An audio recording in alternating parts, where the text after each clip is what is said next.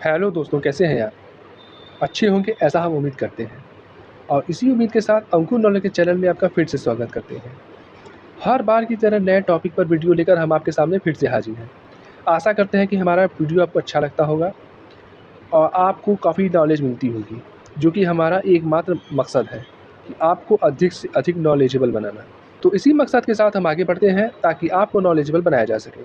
दोस्तों, आज का हमारा टॉपिक है भारत और अमेरिका के बीच। भारत और अमेरिका की साझेदारी जो है वो दुनिया की सबसे बेहतरीन साझेदारी मानी जाती है।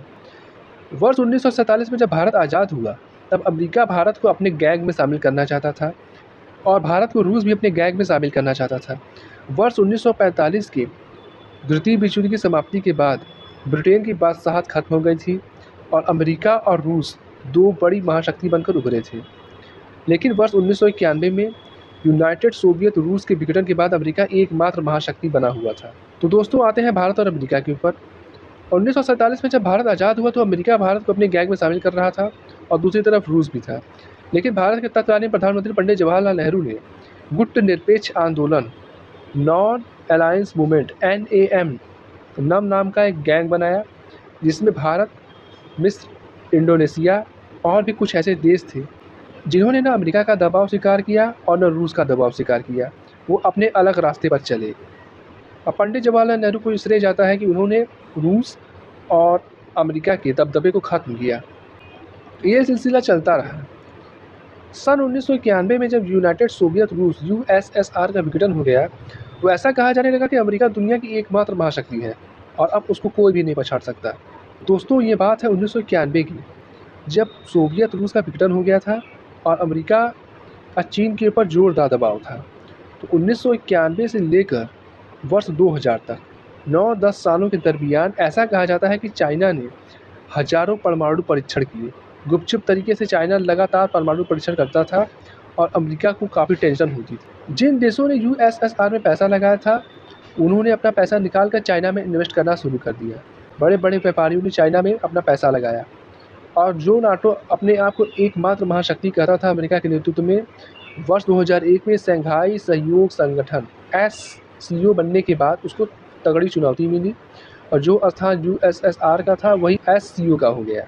इस हिसाब से देखा जाए तो अमेरिका का चाइना बहुत बड़ा विरोधी बनकर सामने आया। अब दोस्तों, आते हैं भारत और अमेरिका के ऊपर। अमेरिका को भारत की बहुत ज़रूरत है, लेकिन भारत को अमेरिका की उतनी ज़रूरत नहीं है। ये बात पूरी दुनिया जानती है और इसी की वजह से पाकिस्तान भी काफ़ी दबाव में है।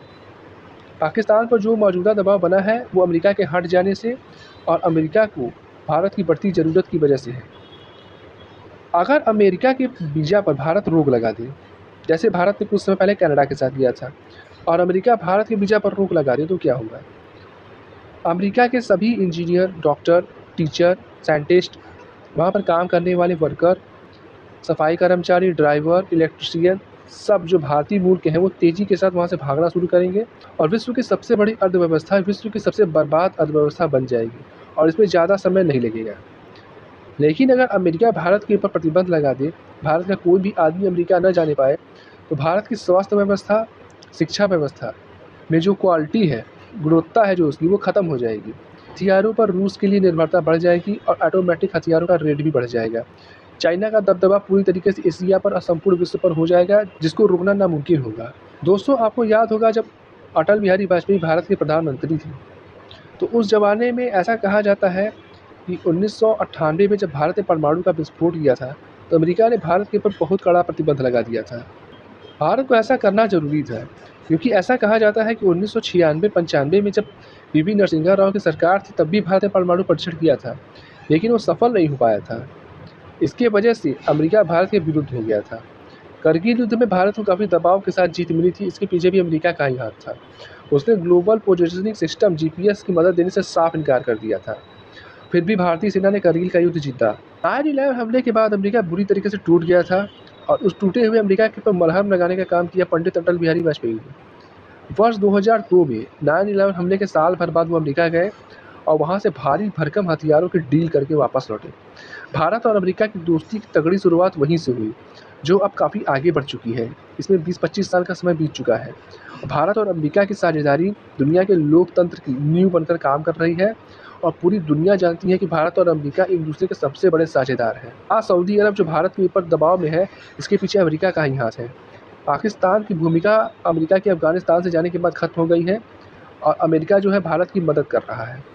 अमेरिका अगर भारत के ऊपर प्रतिबंध लगा दे, भारत को उपकरण, तकनीक और पैसा देने में रोक लगा दे, भारत में इन्वेस्ट करने पर रोक लगा दे, तो भारत को बहुत बड़ी क्षति होगी। भारत में पूरी तरह से अराजकता मच जाएगी और विकास दर गिर जाएगी।